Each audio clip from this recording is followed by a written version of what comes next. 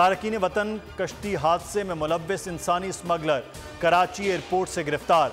साजिद महमूद नामी एजेंट शहरियों को गैर कानूनी तौर पर यूरोप भेजने में मुलव्विस है। मुल्जिम को अजरबैजान फरार होते हुए हिरासत में लिया गया। मजीद कार्रवाई के लिए FIA गुजरात के सपुर्द किया जाएगा।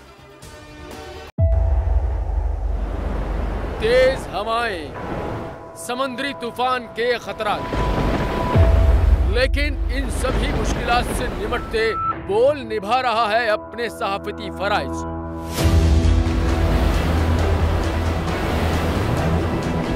समुद्री तूफान बिपोरजॉय की ट्रांसमिशन बोल रहा है सबसे आगे। किस तरह से और कहां पे ये समुद्री तूफान पाकिस्तान के कौन से इलाकों को हिट कर सकता है, बोल रहा सबसे आगे। लम्हा बा लम्हा हर खबर से किया आवाम को आगाह। इस वक्त जो है मौजूदा सूरत हाल काफी हद तक तशवीशनाक होती जा रही है। खेती बंदर ठट्टा पे ज्यादा ये हिट करेगा तमाम। 57% आवाम ने देखा बोल की स्क्रीन पर, क्योंकि बोल है सबसे पहले सबसे आगे। सब्सक्राइब करें और बेल दबाएं ताकि कोई खबर रह न जाए।